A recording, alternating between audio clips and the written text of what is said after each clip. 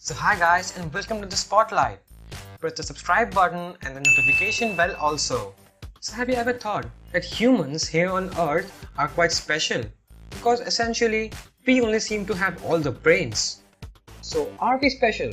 In this video I am going to answer this very question. And life on earth also seems quite special since we haven't found it anywhere. Well, let's first talk about life in this very sense of the word. Is it quite special? It would be wrong to say that we haven't found it anywhere else and anywhere else haven't found us. That's why it's special. Now you see, there is a very specific limitation that we haven't been able to look that hard. The speed of light. It sure is the fastest thing, but isn't fast enough to go quite far. The speed of light is roughly 300,000 kilometers per second, or exactly 299,792,458 meters per second, which seems fast but isn't. Now, from Earth, it takes light 1.3 seconds to reach Moon and 3.3 to 3.11 minutes to reach Mars, and it takes 8.5 minutes to reach the Sun and 5 hours to reach Pluto and over 4 years to reach Proxima Centauri, the closest star to our planet. Since the first radio was invented about 110 years ago, the first radio signals have only managed to reach 110 light years away from our planet because they're moving at light speed. And we have only been able to observe universe which is 14 billion light years away. Now you see, we can't really search other planets and other planets can't really search our planet with the telescopes because light from our planet may be reaching them after millions of years when we have not even evolved and their life may be microscopic and we cannot observe microscopic organisms with a telescope. And by a probability equation called the Drake's equation, Fermi proved that the elements which need to constitute life aren't so rare. Early philosophers thought that Earth was the center of the universe. Well, they can't be blamed for that. With the technology and knowledge they had, it was Now we, and you also I think know, that Earth is not the center of anything. But it is in a quite special place, according to Sun, called the Goldilocks zone, where the heat of the sun is neither too hot nor too cold and is just perfect for life to happen. But there's one another thing that we observed, that light from distant stars and bodies was redshifted.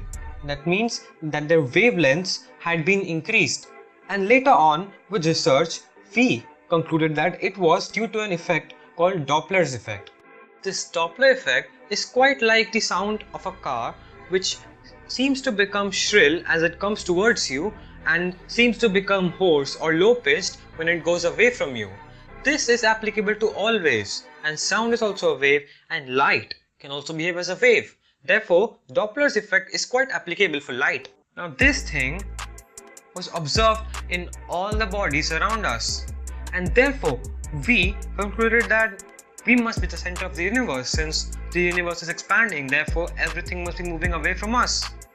But by simple vector algebra, we can prove that this is indeed an illusion. But by the Hubbles law, we know that the velocity is directly proportional to the distance the object is away from us.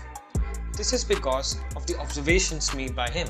Now, to equalize the two terms, we put a constant in between, called the h0, its value being 500 kilometers per second per megaparsec. However, we really don't need to concern ourselves with the value of the Hubble's constant since we won't be needing it. So let's say that this is Earth and this is planet A where aliens live.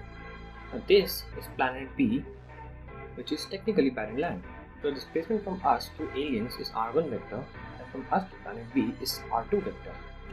And the velocity with which we see planet B moving away v2 vector, and for planet A it's v1 vector. Now the displacement which aliens observe for planet B is delta r vector by simple triangle law, which is changing r vector, which is r2 minus r1 vector.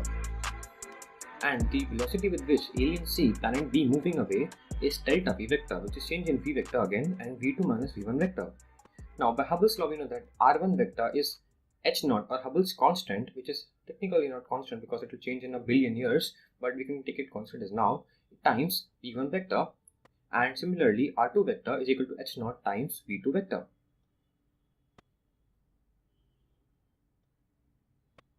Now, we need to calculate delta R vector, which is R2 minus R1 vector. So putting the values, we get that h0 V2 vector minus h0 V1 vector. And taking h0 as common, we get that V2 vector minus V1 vector into h0 is equal to delta R vector.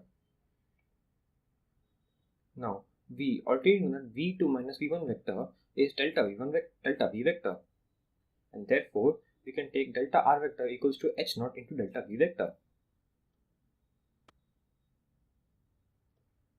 Now, we had already known that among the three planets Earth, planet A and planet B, the displacement which we see for planet A is R1 vector and for planet B is R2 vector and their respective velocities which we observe. And now the aliens which observe planet B will say that it's delta R vector and delta V vector for planet B.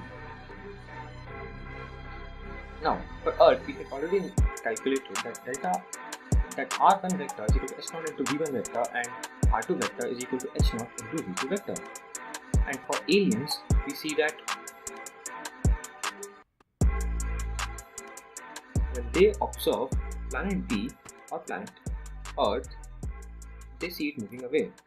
Now, Earth is pretty simple because it's R1 and V1 again, but for planet B, we get the delta R vector equals to h0 into delta V vector. And we knew that the displacement from planet A to planet B was delta R vector and the velocity was delta V vector. This complies with the Hubble's law, and now we know that the aliens would see planet B moving away just the way we did.